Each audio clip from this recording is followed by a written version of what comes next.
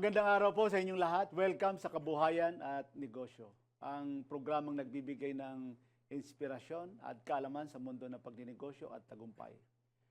Ngayong araw po, makikilala natin ang isang negosyanteng nagpatunay na ang tagumpay ay nagsisimula sa simpleng idea at pinalalago sa pamamagitan ng sipag, diskarte at determinasyon. Siya po ang utak at puso sa likod ng Yummy Yes Takoyaki, ang isa sa mga pinaka-affordable at patok na takoyaki franchise sa bansa, na ngayon ay mahigit 90 na franchises sa buong Pilipinas at nakatanggap ng mga iba't ibang parangal ng mga awards at mga Best Choices Awards. Isang negosyante nagbibigay ng pagkakataon sa mga pangarap ng kapwa Pilipino. Walang iba kundi si Sir Jerome Manyo, founder ng Yummy Yes Takoyaki. Sir Jerome, Hello po. kasosyong Jerome, welcome sa Kabuhayan at Negosyo. Ayun, maraming salamat po, Yusek Gani, sa pag-invite sa amin dito sa Kabuhayan at Negosyo. And we really appreciate it po na may interview dito, no? At actually, I'm excited na may matutunan rin po sa inyo dito sa interview natin na to today. Oo, at tayo ay mapalad at nagkakilala tayo because of kasosyong Arvin. Alam mo naman, pareho kami ng advocacy, katulad ng mga business journey ng mga katulad nyo, negosyante, maliit na negosyante na siyempre nangangarap lumaki. At ito ay patok na patok itong Yummy Yes Takoyaki. Pero bago natin pag-usapan natin yan, kasosyong Jerome, baka naman pwede mo kaming kwentuhan. Ano ba at sino ba si Jerome? Ako po. Okay, so ito po. So bago yan, hello muna sa ating mga kayamis, sa mga kanegosyo na nanonood ng Kabuhayan. Kasosyo rin. At saka po sa ating mga kasosyo, no? Sa KMC, KMG. Opo. So, kamusta kayo dyan, no? So, sa mga kayamis natin, hello sa inyo. No? So, sino nga ba si Jerome Manyo, no? So, no, ako po kasi, isa po akong isa po akong dating call center agent. Okay. No? So, yun yung dati kong work bago ako maging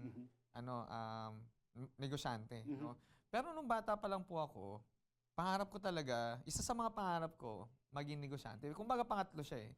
Una kong pangarap noon, maging police. Tapos pangalawa, maging astronaut. Oh. As yung pangatlo po, ito po, maging negosyante, no? So, nung bata po ako noon, nakikita ko yung sarili ko noon na din sa negosyante na sabi ko pa nga, gusto ko ang pangalan ng business ko ay Jerome and Company. So parang gano'n, no?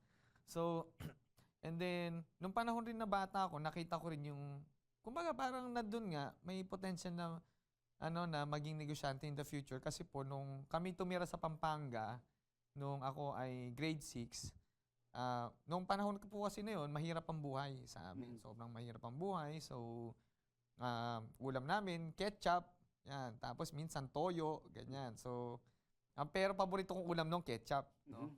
So, ayun po, nakita ko potential ko na magiging negosyante kasi nung bata ko, nagbebenta ako ng mga text. Tapos yung pinagbentahan ko ng text, ginawa kong puhunan sa negosyo hanggang naging siyang maliit na sari-sari store. So, tapos nagbebenta po ako noon dun sa lumang sidecar ng motor. Yung sidecar ng motor, ginawa ko siyang mini sari-sari store. Then, ayun, that time, nung bata ako, although nalugi siya agad, pero ang reason bakit siya nalugi agad kasi pinambili ng project sa school. Okay. Opo, so kailangan yung project sa school para, syempre, makapasa ako sa ko nun. Graduating na po ako nung grade 6 ako. So, sinakripisyo ko yung negosyo, kailangan sa project. And then, fast forward, after, ako nun grade 6. So, after, elementary, going to employment days, kumbaga natulog yung entrepreneurial spirit ko nun. Then, after college days, bumalik ulit. Tapos, ayun, to cut the story short po, nag-venture ako sa iba-ibang klase ng business, no? So nag-venture ako sa wholesale ng mga chichirya, ayan, tapos sa barbecue business, tapos pabango, and then ayun, bago yung pabango, yung mga 10-10, 20-20. Yan, and then yung pabango business, and then ito po, takoyaki. Oh. Then, while doing those, first 4 na naging business ko, nagwo-work po ako noon. So, yung isa kong work, bago po ako maging call center agent, bali, sa isang publishing company, no? Sa isang Christian publishing company. So, sumasideline ako noon. And then, iba pang work, rin ako, tinry ko rin real estate, no? Nagbenta rin ng bahay. And then, ayun po, sa call center. Yan, napasok po tayo sa call center. Tapos, kasi po, ng panahon na yun, actually hanggang ngayon naman po, kapag ikaw ay call center agent, may mataas kang sabihin nating advantage pagdating sa salary sa mga kesa sa mga minimum wage earners nung panahon na yon, no. Actually hanggang ngayon naman, no? Mas malaki pa rin ang sahod mo. So na-maintain ko lang yung lifestyle ko noon na yung saktong mga pagkain lang, saktong gastusin lang. Na-maintain ko lang yung lifestyle ko noon hanggang nakaipon ako ng funding ko para makapag-start hindi lang po makapag-start actually ng negosyo, kundi ang ginawa ko rin noon, bago ako mag-start talaga ng negosyo, dinevelop ko yung sarili ko. So, ginawa ko po muna ay bumili ng mga libro. Mga libro regarding sa business. Yun, fan ako ni Robert Kiyosaki. Nagbabasa ka ng mga libro niya. Mga libro po. So, ikaw, Jerome, of course, sabi mo nga, dati kang naging call center, pero nakatapos ka sa pag-aaral. Opo. Anong course mo na natapos, Jerome? Ang pinakamataas ko pong natapos actually is master's degree ng business administration. So, bago ka mag-masteral, ano yung 4 years course na natapos mo, Jerome? Actually po, nursing. Oh, nursing. Malayo So, po. malayo So, nasa medical field ka pala. At ikaw, nung bata ka, ay itong kinukwento mo na talagang doon ka, nagkakaroon ka na ng interest sa pagninegosyo. So, mayroon kang entrepreneurial mindset. Oo, so, may mga pagsubok ba na, like for example, sa mga family background mo, may mga sa pamilya nyo ba na nagninegosyo, na nakabigay sa'yo ng influence na ikaw ay susunod sa mga yapak nila, or ang mga parents mo ay mga nasa corporate din? Actually, ang naging inspirasyon ko po doon, si tatay kasi. Nung panahon po kasi na yon, yung tatay ko, nagkakantin siya. Canteen concessionaire siya sa isang kumpanya. So, yun yung parang, sabihin natin, yun yung para pong nakamulatan ko na naging unang inspirasyon ko. Kasi, siyempre, nung nagninegosyo siya, nakikita ko sa canteen na marami siyang hawak na pera, ganyan. Tapos, sabi kong gano'n sa sarili ko, siguro pag nagnegosyo ako, gaganyan marami rin akong pera. So, yun yung mindset ko po noon. Pero as time goes by, syempre, nagbabago po yung mindset natin na pag ikaw nagnegosyo, hindi mo talaga magiging motivation na yung pera eh. Kumbaga, na lang yun, byproduct na lang yun ng pag natulungan mo yung isang tao na makuha yung need na kailangan niya. So, for example, dito po sa Yummy is, nag-offer po kami ng lalo na nung mga panahon ng 2024, no, hanggang 20. Pero bago natin pag-usapan yung Yummy Yes, Jerome, ano yung mga ibang negosyo na sinubukan mo na pwedeng nagtagumpay or hindi naman naging successful? Bago natin pag-usapan yung Yummy Yes, may mga katulad ng kanina binabanggit mo yung sa perfume, pabango. So, sinubukan mo yan at hindi siya naging matagumpay. Bakit? Anong nangyari doon? Anong kwento rito, Sir Jerome? Actually, nakakatawa yung kwento nun, no? Nagsimula ako nung business ko po na yun, actually. Masasabi natin yun yung pinakauna kong legal na negosyo kasi nakarehistro na eh. Napa-DTI na natin, napa-register. So, yung una kong supplier po nun, talagang yung nagbibigay ng ingredients sa pabango. So, supplier ng mga ingredients. So, nagawa talaga ako ng pabango mismo. So, marunong talaga akong gumawa pabango, kung tutusin, no? Pero hindi naman yung sobrang malupit na gumawa. Marunong naman. And then, ayun po, Nakakabuo ka. nakakabuo po. Mm. And then, dumating po ako sa punto na nagpapa-wholesale na ako ng mga pabango na mga inspired pa, yung mga sarili kong gawang pabango. Tapos, white label pa yung style ko noon. Kumbaga, nakapangalan sa brand nila Mhm. yung pabango. And then, okay naman yung yung kitaan. Pero ano lang, parang sa akin, medyo naliliitan ako dun sa tubo na 10 to 20%. Mhm. Ano na yun, parang maliit sa akin. So, nag-try po akong mag-venture, maghanap ng other ways na makapagbenta ng ibang klase mga pabango, which is yung mga authentic Mhm. Mhm. na pabango. No? So, nakita po ako ng supplier noon. Tapos, binibigyan niya sa akin. Kunyari, yung isang bote ng sikat na pambabaeng pabango na malaki, Mhm. na kulay ginto yung takip. Mhm. Nabibili namin sa mall yun noon, 850 pesos. Mhm. Yung isang ganon. Tapos, sa akin, binibigay nung nagsusupply sa akin, 250 lang. Mhm. 250, laki ng Mm. laki ng margin. Oo. Laki po ng margin, no? So, binibenta ko siya ng 500 to 600. Depende sa kasikatan ng pabango. Kung sikat yung pabango, mas mahal ng konti. Tapos yun, maganda kitaan doon sa pabango. Kaso, ito nga po yung na-discover ko. Na-discover ko na yung kinukuha ko pala ng supplies na yun, smuggled yung mga pabangong binibenta. So, Okay. nung nalaman ko po yun, syempre, tinigil ko yung pagbibenta kasi Medyo illegal. illegal yan, no? Baka mahuli ako dyan.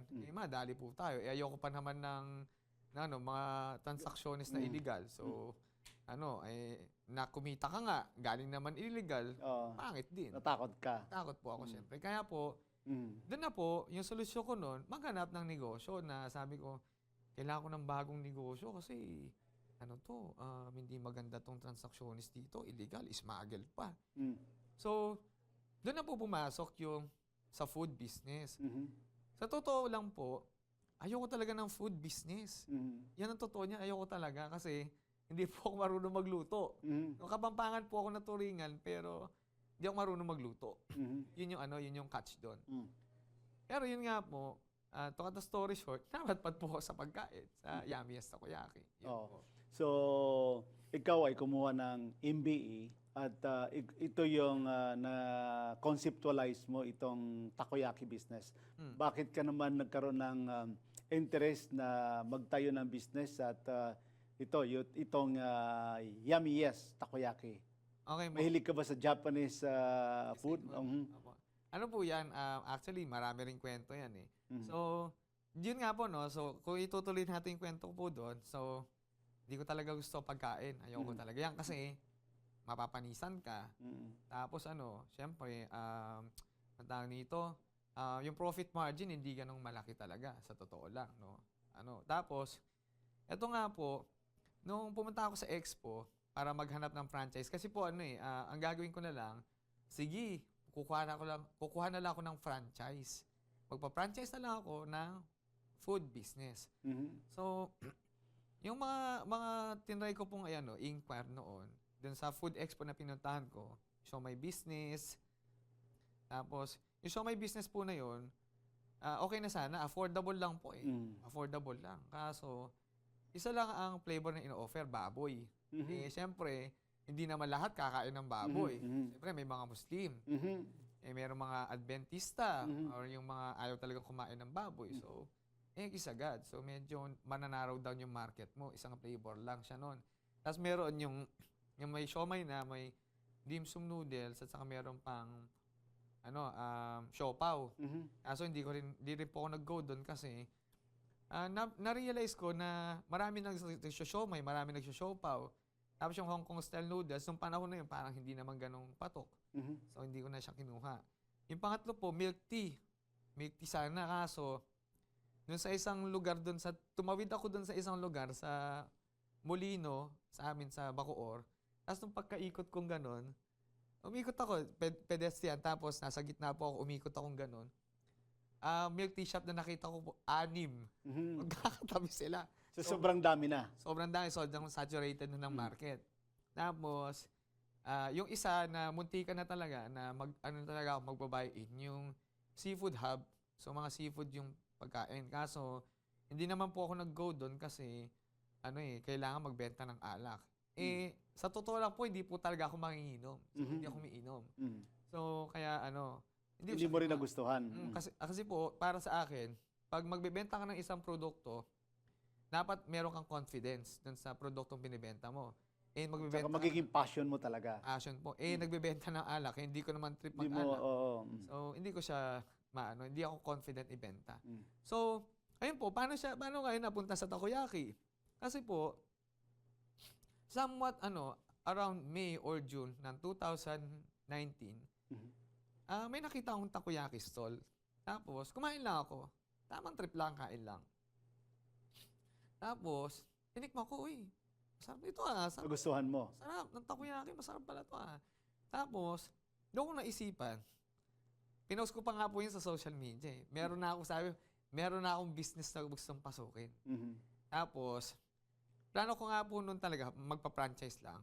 Mm. Kaso, ayun nga, to cut the story short, hindi natuloy yung franchise sa takoyaki kasi yung supposedly kukunan ko ng franchise ng takoyaki, parang ang lagay sa akin, parang akong piniperahan, parang sinasamantala. Mhm. Parang ganun. Na wala akong alam sa business masyado, lalo na sa franchise.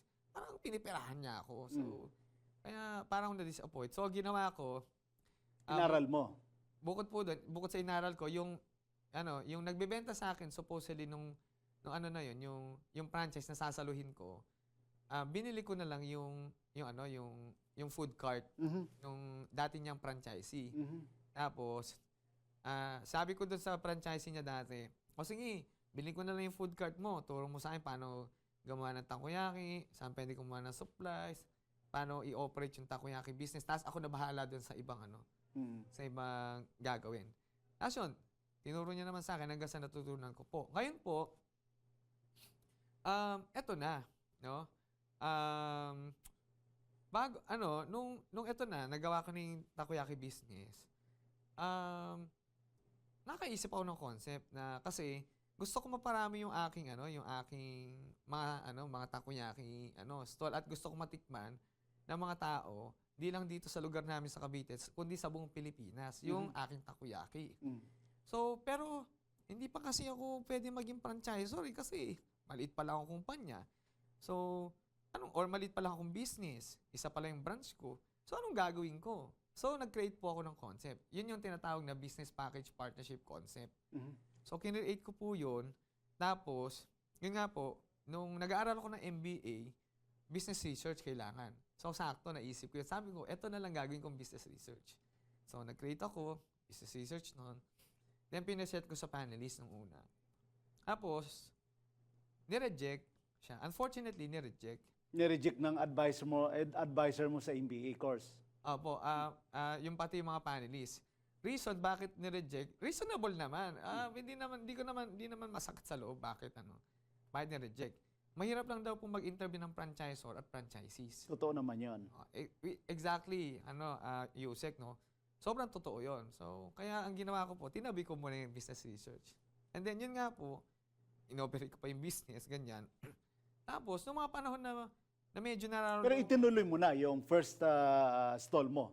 Tinuloy ko po yun. Actually, habang yung first stall ko umaandar, Kumikita naman. kumikita po. Mhm. Tapos parang sabi ko, siguro mga around November, December, parang plateau pero pabagsak ng konti yung sales, no? Ng konti. Wala pang pandemic ito, no? Wala pa po, Mhm. papasok pa lang po yan. Tapos sabi ko, kailangan ko na yatang i-apply yung aking business research Mhm. dito kasi para hindi siya mag-plateau, para siyempre mas mas makilala pa. So, in-apply ko ngayon. Tapos mga January, merong isang friend ko na nagtiwala sa akin, kumuha ng business package. Yung may food cart pa nga po yun eh. Hindi pa franchise ito. Di ba po franchise, may food cart. Business package. Hanggang sa dumating po yung mga around ng, siguro pa-March na, mga pa-March, bago yung lockdown. Lockdown. Ng March 15. Di ba Oo. po lockdown, March 15, no? So, tanda ko siya kasi ganun yung eh. Asa yun po, siguro mga February na, yung January, pa-March, may na akong mga na-close na 10 na may mga food cart po yun na nagawa namin. Tapos ngayon, syempre ako masaya. Uy, mukhang effective yung ginagawa kong business package partnership concept. And then yung mga colleagues ko at saka yung mga managers ko nagtatanong sa akin, paano mo nagawa yun? Ang galing. Pero very interesting itong pinag-usapan natin, Jerome. At ipagpapatuloy natin ito. Mag-break muna tayo. Huwag po kayo alis, mga kanegosyo, mga kasosyo. Magbabalik po ang kabuhayan at negosyo.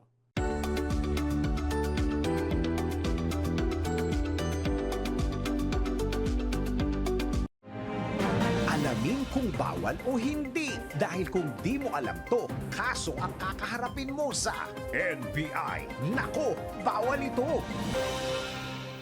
Kinurot ang estudyante bilang pagdidisiplina? Nako, bawal ito. Ika nga, ang mga guro ay nagsisilbing pangalawang magulang ng mga estudyante. Ngunit paano kung ang dapat na pagdidisiplina lang ay nauwi na sa pananakit? Nako, alam mo bang labag sa batas yan? Nakasaad sa Republic Act No. 7610 o ang Special Protection of Children Against Abuse, Exploitation, and Discrimination Act. Mahigpit na pinagbabawal ang anumang pisikal o emosyonal na pananakit sa bata, kabilang ang mga gawaing nakapagdudulot ng takot, trauma o pinsala, kahit pa ito'y ginawa para umano sa disiplina. Ayon sa batas, may tuturing na child abuse ang anumang uri ng pisikal na pananakit, gaya ng pagkurot, pagsampal o pagpalo. Gayon din ang pagbibigay ng parusang makasasama sa kalusugan at emosyon ng bata, at mga gawain na nakapagdudulot ng takot, panghihiya o stress sa isang minor de edad. Ang sino mang lumabag ay maaaring makulong ng mula 6 na taon at 1 araw hanggang reclusion perpetua o habang buhay na pagkakabilanggo, magmulta ng mula 50,000 piso hanggang 500,000 piso o pagkasuspinde at pagkatanggal sa serbisyo. Kaya sa mga guro, may mga alternatibong paraan para ang tamang asal ay maituro. Ang pagdidisiplina ay hindi dapat humantong sa pang-aabuso. Baka masabihan ka ng, nako, bawal ito. Mga lugar na pinuntahan ng ibang tao, mga produkto, serbisyo na rekomendado. Alamin sa Highly Recommended. Looking for a perfect destination ka ba para sa inyong bakasyon o quick getaway? Huwag nang palampasing mag-explore sa lugar kung saan nagtatagpo ang bundok at dagat, ang Antique. Unahin na ang Malalison Island, isang hook-shaped island na puro at pinong puting buhangin at maliit na bundok na perfect mag-snorkeling, sunbathing at picture-taking dahil sa Instagrammable view nito. Kung gusto mo naman magtampisaw sa malamig na tubig, narito ang Malumpati Health Spring. Perfect place para mag-relax dahil huni ng ibon at agos ng tubig lang ang maririnig mo. Bisitahin na rin ang Bugtong Bato Falls na may 7-tiered waterfalls, may picturesque view at malamig na tubig na nakaka-refresh. Pwede ring mag-rock climbing at river trekking, kaya siguradong hinding-hindi ka mabobore dito. Hindi rin magpapahuli ang Mount Madhaas o mas kilala rin bilang Mother of Mountains, ang highest peak sa Panay Island at sa buong Western Visayas Region. Dito, pwedeng mag-bonsai forest exploration, waterfall and river trekking, camping at iba pa. Kaya mga ka-IZ, ano pang hinihintay mo? Tara na at sabay-sabay nating explore ang lalawigan ng Antique. At yan ang ating highly recommended. Kayang-kaya mo ang kahit na ano kung ikaw mismo ang gagawa nito. Let's learn new things sa DIY Do It Yourself. Napaka-kombinyente ng isang microwave oven dahil sa loob ng ilang minuto, maaari mo nang makain ang iyong pagkain na parang bagong luto. Pero narito ang mga dapat mong gawin para mapatagal ang buhay nito, lalo na kung madalas mo itong gamitin. Una, gumamit ng mga microwave-safe na lalagyan, katulad na lamang ng glass, ceramic at plastic na ginawa para sa microwave. Pangalawa, iwasang gumamit ng metal o aluminum foils dahil maaari itong magdulot ng sparks o sunog sa loob ng microwave. Pangatlo, iwasan ng overloading. Huwag masyadong punuin ang loob ng microwave dahil maaaring hindi mag-distribute ng tama ang heat at magdulot ito ng labis na pressure sa oven. Pang-apat, gamitin ang tamang power setting para sa iba't ibang pagkain. At ang panghuli, panatilihing malinis ang interior at exterior ng oven at iwasan ng malakas o pabigla-biglang pagsara ng pinto nito. Gets mo ba? Sige nga, do it yourself!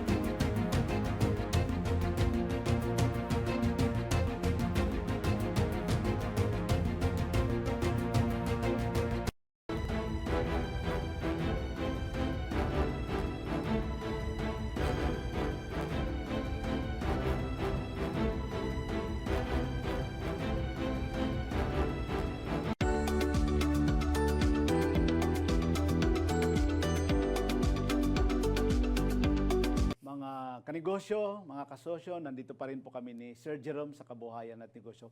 Kanina, Sir Jerome, kinukwento mo yung mag-lockdown tayo ng pandemic at itinuloy mo yung isang food cart mo, no? At saka yung mga packages mo dito sa Yes Yummy Takoyaki. Yummy, yes. So, anong nangyari doon na hindi ka pa ito nag-umpisa doon sa franchise? Mga food packages pa ito, no? Apo. Business packages. So, sige, kwento mo sa amin, Jerome. Actually, ito yung medyo exciting part. So, ayun po, no? So ito na nga, no? So, tinatanong po ako ng mga managers, so, paano ko nagawa yan? Paano mo ano yun?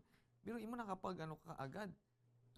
March pa lang, meron ka ng mga na yun, pasampu na ng mga business packages na na-close. Lahat may food cards po yun, no? Tapos, So, binibenta mo yung mga food cart, kompleto na yun, nakapackage na yun. opo, may supplies, equipments, training, tapos may kasamang food cart. Mhm. So, So, kumikita naman yung mga nakakabili sa'yo. kumita po sila. Mhm. Kasi po, actually, yung sa party ko nga lang nga doon, ako nga, parang ang dating nga nun, lose-win eh. Ako yung lose, sila yung win. Kasi profit margin ko lang doon, sa offer namin na food cart na yon ay, kung kunyari, binibenta po na yung food cart ng 14,000. Mhm. 14,000, mura po yun, sobra, ano. Although yung puhunan namin doon, maliit lang. So, kumikita ka na rin, oh. Kumita naman po. Profit margin ko lang po doon ay, lang yun, 4,000. Oh. 4,000. So, hindi naman. Pero sila naman, yung mga mga partners mo, ang return of investment mo naman, nila naman is ilang buwan. Ay naku, sobrang bilis lang po. Wala pa nga po isang buwan, balik agad. So nababawi nila yung kanilang puhunan Opo, in 1 pwede month. Oh. Opo, wala pa pong 1 month yung iba. So doon ka na nagkaroon ng idea na, pwede pala ito maging franchise yung concept dito. Actually, hindi pa po doon. Kasi po, nung panahon na yun, hindi ko talaga naisip yung franchise business model. Kasi parang gusto ko yung ginagawa ko, yung business research ko. Although yung business research... Pero yung business research mo, ang goal mo doon is franchise or partnership packages, business packages? Actually, business packages lang po talaga yung goal ko noon. Ano po kasi noon, although inspired yung concept sa franchising business model, kasi hindi ko naman dinidisregard yung franchising business model kasi talagang maganda talaga yung franchise business model. Kaya lang po, sa franchise business model po kasi, kailangan meron kang certain criteria or requirement na para maging ka talagang franchisor. Dito lang po sa ginawa ko pong concept, hindi mo kailangan maging franchisor para dumami ka sa buong Pilipinas. So, yun yung nun. So, kahit na nasa micro business ownership ka pa lang, micro business ka pa lang, kaya mong i-leverage yung sarili mo na para kang nag-offer ng franchise business model. Pero, hindi ka franchise. Ngayon po, balik po tayo sa dito nga po, yung sub 15, no? Ito na nga.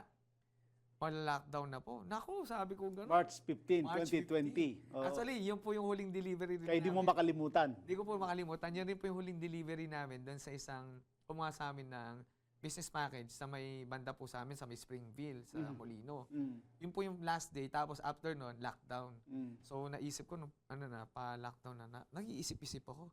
Ano kaya pwede kong gawin para So natatakot ka na rin nun kasi medyo kala mo patay na yung business mo. Oo nga po. Ito na pumasok yung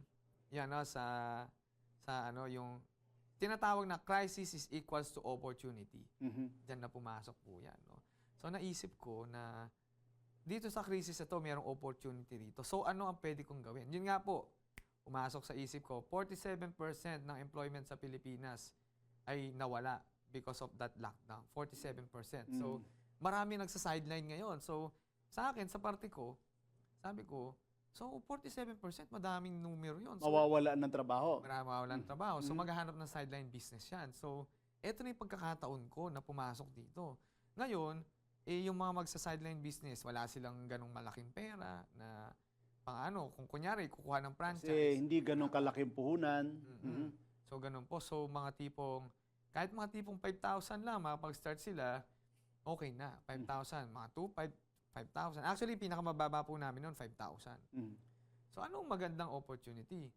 Mag-offer tayo ng business package partnership concept na walang food cart. So, 5,000 pesos na worth ng Pwede silang mag-start ng business, kasama na yung may mga supply na sila. Pwede na sila magbenta. Opo, may supplies, equipments, may training. Yung training online lang po kasi, siyempre, pandemya, bawal kang makipag-interact. No? So, ayun po, no, nung ginawa po namin yun. Naku, ang dami pong kumagat.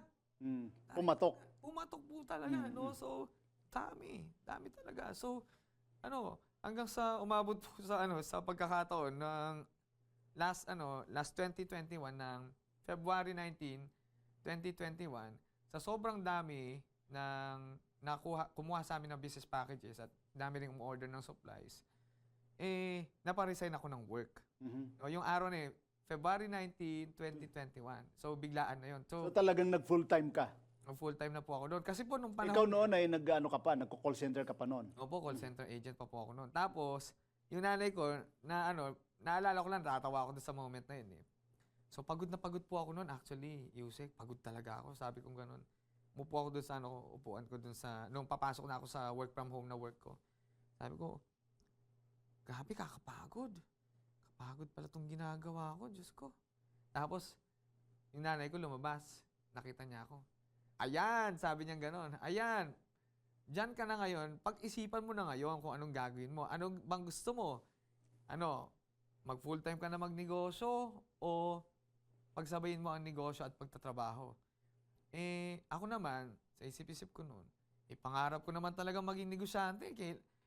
Noon pa man eh. So, bakit di ako mag-risk? Mhm. Ang ko lang naman, kumbaga, ang aking mawawala lang sa akin kapag ako ay nagtuloy sa negosyo, yung mga benefits ko sa work. Yung kunyari, yung health benefit, yung card, mawawala sa akin yun. So, yun yung parang ayoko mawala sa akin kasi kailangan ko yun. Pero sabi ko, kailangan eh. At saka, more than nang kinikita ko yung aking sahod. Biruin niyo po, nung panahon na yun. Kaya mong kitain yung sweldo mo. Opo, kumbaga, nung panahon na yun, 10 times ng sahod ko, yung kinita ko, nung nung buwan na yun. Isang buwan lang. Opo. Mhm. So, kaya sabi ko, Pwede nang mag-full-time, pwede ko nang iwanan yung trabaho ko. opo, kaya po umalis na ako sa work. Mm. So, doon na po nagsimula ako nag-full-time na dito sa Yummy Yes. Mm. So, paano mo naman naisip, Jerome, na yung original concept mo na sabi mo nga na deny doon ng advisor mo? So, yun ba yung pa rin ba yung pinagpatuloy mo na concept? Paano bang ginawa mo rito na diskarte? Opo. Ngayon po, ang ginawa ko po ngayon, Yusek, no? Hindi na kami business package partnership concept, no? Nag-shift na kami into franchise business model. Ngayon, paano nangyari? Bakit nag-shift ka na into franchise business model? Kung tiwala ka naman sa concept mo na buo. Kasi po, yung yung isa sa mga nag-mentor sa akin, na may-ari ng isang malaking business, na food business, no? Sabihin natin na isang malaking fries company dito sa Pilipinas. Isa sa mga co-founder, nagkaroon kami ng connection. And then, ayun, minentor niya ako.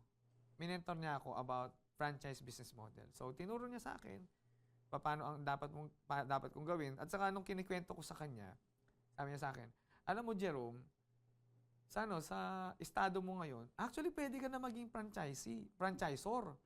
Pwede ka na mag-create ng sarili mong franchise company. Imbes na ino-offer mo yung business packages mo na nakikinabang ay ibang tao, no? Tapos itinuturo mo yung iyong konsepto. Tinuturo mo sa iba.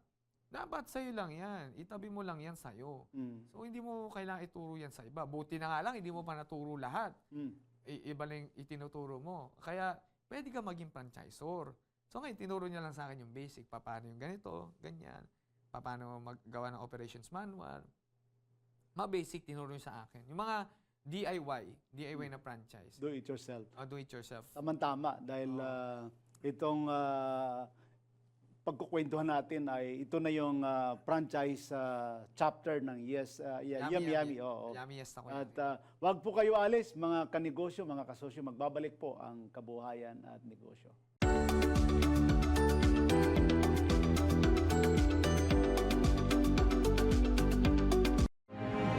Alamin kung bawal o hindi. Dahil kung di mo alam to, kaso ang kakaharapin mo sa NBI. Nako, bawal ito!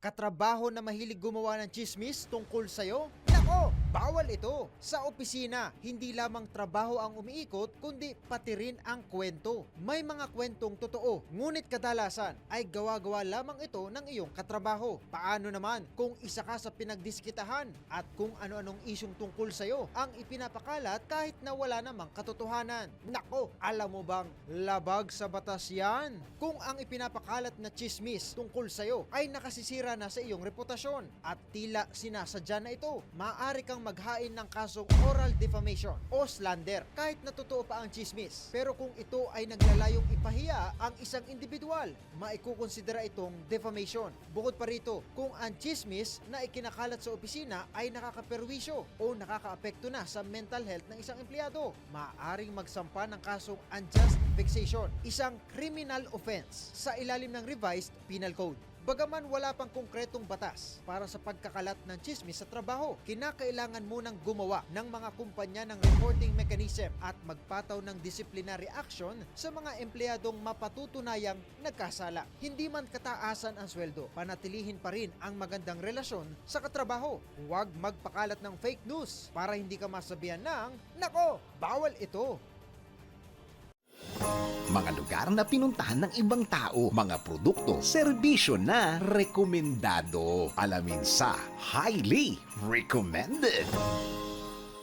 Kung hanap mo ay fresh na seafood, makasaysayang kultura at adventure, tara na sa puso ng General Santos City. Simula ng iyong paglalakbay sa General Santos Fishport Complex, kung saan makikita ang sariwang isda at mga dambuhalang tuna na siyang yaman ng lalawigang ito. Dumayo din sa Queen Tuna Park para sa picture-perfect spot at relaxing stroll sa baybayin ng Sarangani Bay. Kung nature trip naman ang hanap mo, bisitahin ang Calaha Karst area para sa cave walks, spring at rock climbing.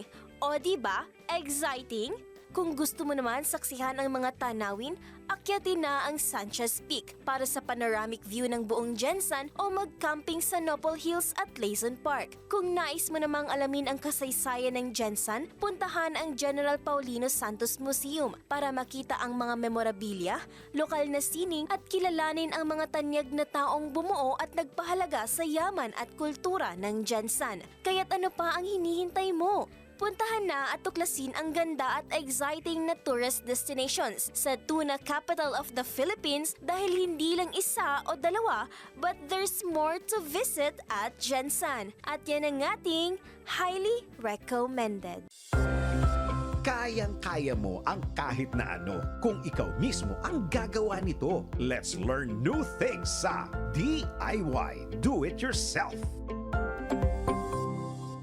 Napapadalas na ang mga nagtatrending na road rage incidents sa social media. Ayon sa Land Transportation Office, ang pangunahing dahilan nito ay ang matinding traffic na sinabayan pa ng pagod at gutom.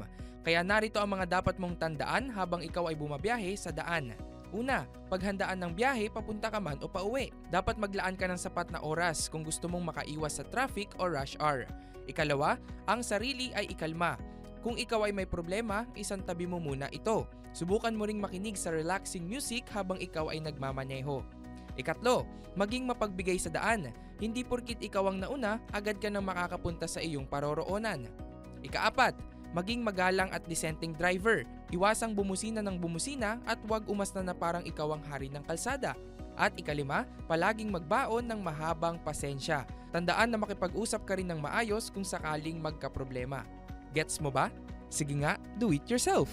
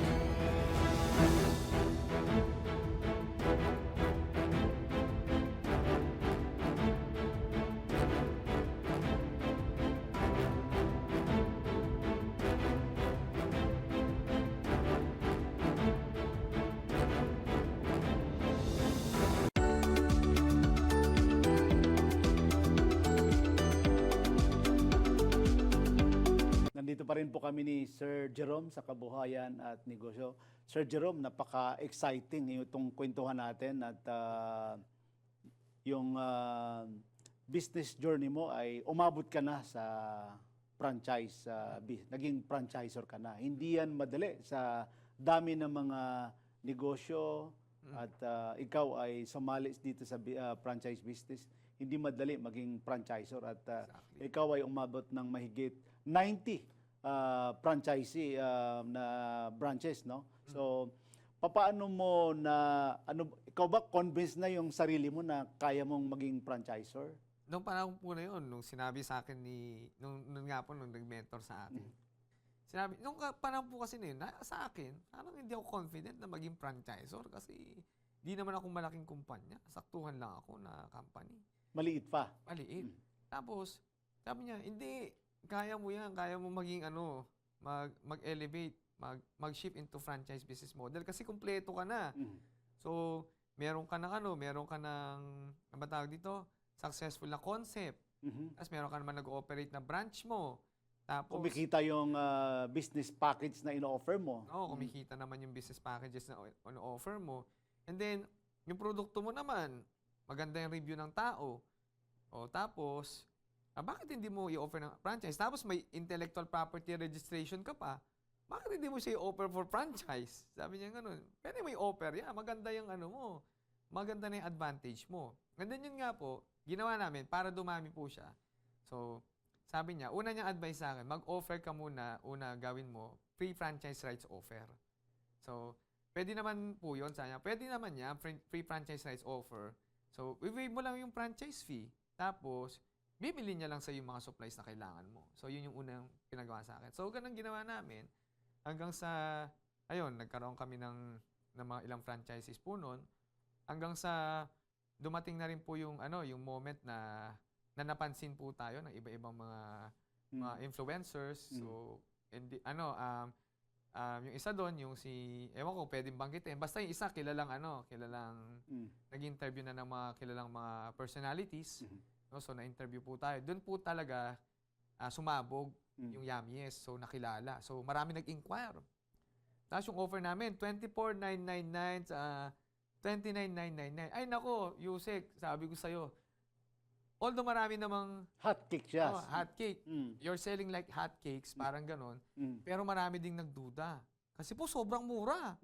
Kasi pati nga yung nag-interview sa akin, di makapaniwala. Pati nga po si Kasosong Arvin, di makapaniwala na Ganun kamura. Ganun kamura. At saka yung return of investment niya doon sa mga partners mo ay sabi mo nga, Mabilis. 3 months, nababawi na nila yung kanilang kapital. Opo, actually, ang namin, lagi namin dinideclare po dun sa, kunyari, 24,999 at saka yung sa 29,999, 2 to 3 months ROI ka dyan.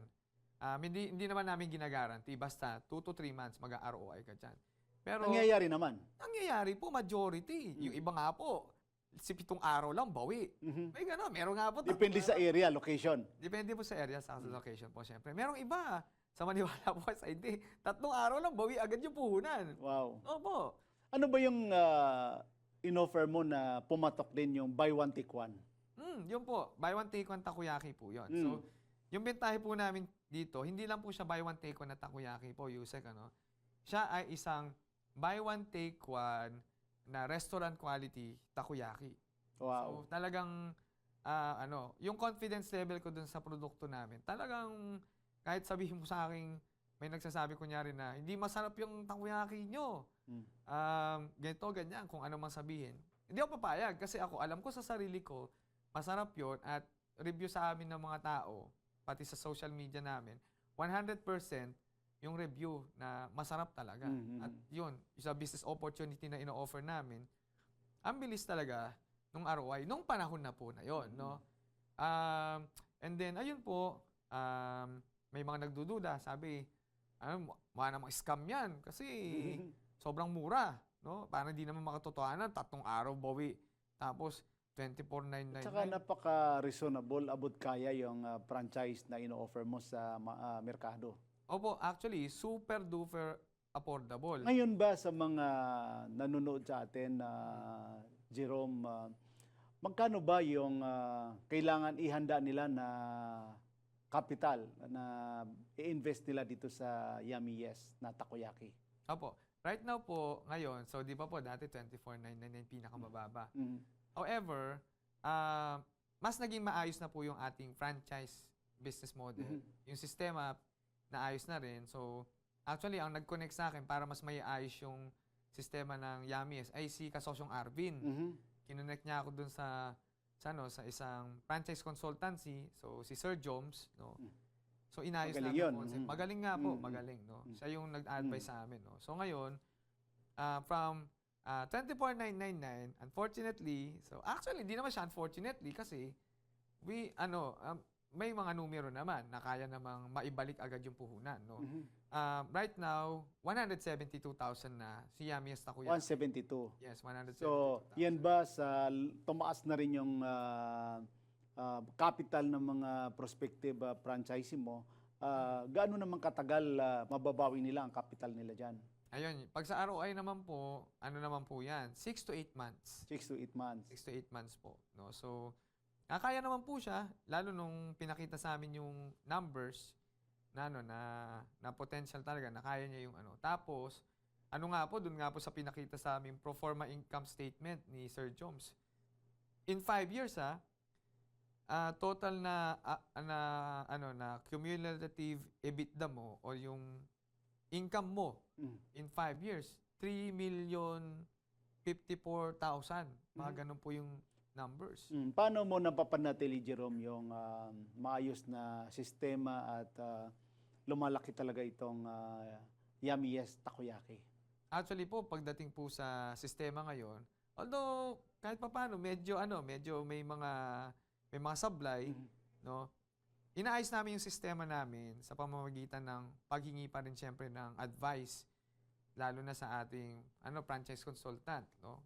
Ayan, sila Sir Jones, pati yung mga kaibigan ko mga negosyante rin na mga nag-o-offer din ng franchise business model. So, naghingi tayo sa kanila ng advice paano maayos yan. And then right now, isa rin sa mga steps na ginagawa namin, mas mapalakas yung legalities namin, no? Kasi meron kaming yung isa sa mga attorneys namin, gagawin namin siya isa sa mga part owners ng company. So kumbaga, bibigyan na lang namin siya ng equity share sa company para may ayos yung sistema. Lalo na pagdating sa legalities, no? Kasi yun yung pinaka-importante at sa compliances ng mga franchises. Kasi po, ang isa sa problema na na-encounter ng mga franchisors na gaya ko, no? Yung mga franchises po nila, mga pasaway.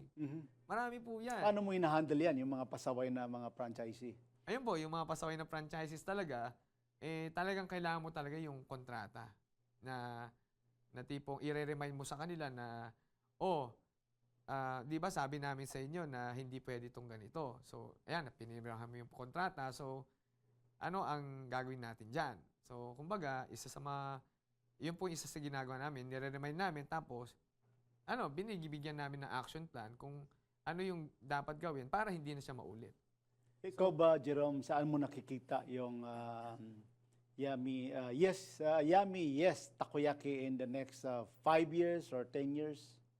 Ako po, nakikita ko po siya ngayon, no, na sabihin po natin na mas maayos na po yung sistema, magkakaroon siya ng mas malaking commissary, no? And then, bukod po doon, ay we are expecting na sana lumabas rin sa ibang bansa yung brand ng Yummy Yes after 5 years. Yung tipong pulido na yung sistema, mas pulido yung sistema, and then mas maganda yung retention ng mga franchisees at mas maraming yung mapapayes at maraming mga product offerings si Yummy Yes Takoyaki. Yung tipong hindi lang po dito sa NCR and Cavite area yung maraming franchisees. Gusto rin namin marami din sa Visayas at sa Mindanao area. Although meron na po tayo sa mga locations na yan. Pero, syempre, mas gusto natin, mas marami ang mapayes sa Yummy Yes. No? Ang maganda kasi, Jerome, sa franchise business ay hindi katulad ng business na umpisahan mo na hindi siya tried and tested. Yung success rate niya ay napakababa. Ang franchise business, ang success rate ay napakataas dahil syempre tried and tested yan. Para naman sa mga viewers natin, mga kasosyo natin, kanegosyo natin, Jerome, na nanonood sa atin ngayon, meron ka bang advice sa kanila kung sila ay nagnanais, lalo na ang ating mga hardworking OFW na wala silang oras masyado mag-isip, mag-conceptualize ng business na gusto nilang maging business partner ka, ano ba ang maipapayo mo sa kanila, Sir Jerome? Ngayon, so bago po ako magbigay ng payo sa mga potential mga kayamies natin, no? Lalo sa mga OFW. Una pasasalamatan ko muna po, no? Kayo, Yusek Gani, no, Salamat. sa interview na to, no? Actually, I appreciate it, no? At maganda yung kwentuhan natin. Kulang Kulang yung oras. Di bali, magkakaroon tayo ng part 2. Kulang po talaga, as in super kulang yung interview natin. Oo. Gusto ko sana mapahaba pero kulang, no? So, salamat po, no? And then, ayun rin po, nagpapasalamat rin ako, siyempre, kay kasosyong RV. Yes, kasi inspiration yan ng mga negosyante. Oo. O, sobra, no? Inspirasyon din namin. Actually, pagdating sa content creation, no? Siya yung isa sa mga naunang nagturo sa amin, no? So, kaya medyo lumakas na loob natin. Tama. Paggawa ng content. And then, yun nga po, yung advice, no? At message sa mga, mga kababayan natin, sa mga OFW na nasa ibang bansa, no? So, advice po namin sa inyo yung right now, lalo na sa inyong kaperahan na usually kasi ang mga OFW, ang isa sa mga problema po nila, gusto nilang magnegosyo. Kasi yun yung fallback nila. Magnegosyo in the future. Kaso, ang problema, Wala silang oras. walang oras. Bukod sa wala po silang oras, minsan, nagdo-do-it-yourself sila na business nila. Na usually, yung success rate ng pag nagdo-do-it-yourself business ka, at 10 to 20% yung success rate. 80% failure sila. Yes, usually ganun po yan. No? So, sa 10 negosyong itatayo mo, isa lang magsasucceed. Normally, ganun yan. No? So, kung gusto nila na hindi Masyadong gamble. hindi gamble, no? Pwede nyo pong i-try yung brand ng Yummiest Takoyaki na actually po, majority ng mga franchises namin. At yung isa pa nga pong, isa naming franchisee, naging pa po naming shareholder. OFW po siya, dati. No? Umuwi na nga po siya rito sa Pilipinas kasi Full-time na rin. full-time na rin sa negosyo. At yung isa sa mga franchise niya, Yummiest Takoyaki. No? So, nag-full-time siya. So, isa sa mga rason bakit, isa rin yung Yummiest Takoyaki sa nagpa-full-time sa kanya rito sa Pinas. No? So, kung gusto niyo magaya sa kanya, no, pwede po kayong mag-venture into franchising business, lalo na sa amin dito sa Yummiest Takoyaki. So, we offer very affordable franchise offer, no? So, currently, sabi ko nga po sa inyo, 172,000 yung franchise offer natin kay Yummiest Takoyaki, no? Pero, kapag ito pong interview po na ito, napanood po nila, no? Or mag-inquire sila, dahil po dito sa interview po na ito, bibigyan pa po natin sila ng additional discount, no? Dito po sa franchise offer natin, which is bababaan natin yung franchise fee na up to 50%. Wow. No, 50%, no? So 172,000, so get the 50% ng franchise fee nun. So yun na yung magiging franchise nila na babayaran sa amin, no? So ganun, and then ayun, tutulungan namin yung mga potential na maging franchises namin na training, ganyan. Kahit nasa ibang bansa sila, ay tutulungan din namin sila na ma-operate yung kanilang franchise, no? Sa abot ng aming makakaya. Nagaya po nung isa naming franchisee na ngayon ay full-time na franchisee ng Yummiest Takoyaki, no? So dati siyang OFW, na ngayon full-time na siya, no, sa business niya rito sa Pilipinas. At isa sa mga rason bakit siya nag-full-time dahil sa Yummiest. No? Thank you Jerome. At dapat ay magkaroon tayo ng part 2. Kulang na kulang ang ating oras. Maraming salamat sa iyo, Sir Jerome Manyo, sa pagbabahagi ninyo ng kwento, yung inspirasyon at dedikasyon sa pagtulong sa kapwa Pilipino na magkaroon din ng oportunidad sa negosyo. Tunay na kahanga-hanga ang iyong adhikain na magbigay ng abot-kayang franchise at magbukas ng pinto para sa mas maraming Pilipino na umasenso sa buhay sa pamamagitan ng Yummy Yes Takoyaki. Sa pong mga tagapanood, naway nagsilbing inspirasyon ang kwento ni Sir Jerome upang tayo'y maging mas matapang, masipag at determinado lalo na sa pagharap ng hamon sa pagninegosyo at buhay. Ako po si Gani Makatuman, nagpapaalam at nagpapasalamat. Patuloy po natin tangkilikin at suportahan ng mga lokal na negosyong Pilipino. Para po sa hindi nakapanood ng ating mga nakaraang episode, maaari niyo pong balikan ang YouTube channel ko, Gani Makatuman, at Facebook page, Gani Makatuman, Kabuhayan at Negosyo. Huwag po natin kalimutan mag-like, subscribe at i-follow na rin natin para sa mga bagong episodes at updates. We at Kabuhayan at Negosyo are one with the government in our commitment to help Filipino entrepreneurs improve their lives. Lagi po nating tatandaan, kahit anumang problema, kahit anumang sakuna, kayang-kaya natin ito. Maraming salamat po.